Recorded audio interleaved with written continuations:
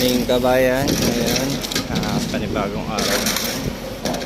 Yung job order namin, linis sa loob ng tanker dito sa cargo number 1. Isasandalas daw kasi nila yung loob. Gusto ni Super linisan muna yung loob, tanggalin yung mga dumi sa loob. So piniprepare namin yung mga kailangan namin sa loob ng tanker.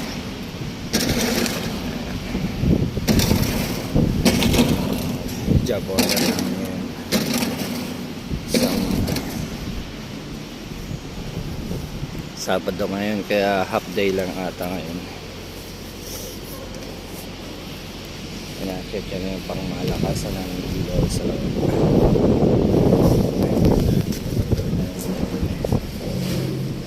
Rock and roll.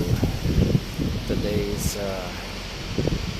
5th day of that 5th day na namin dito sa dry dock.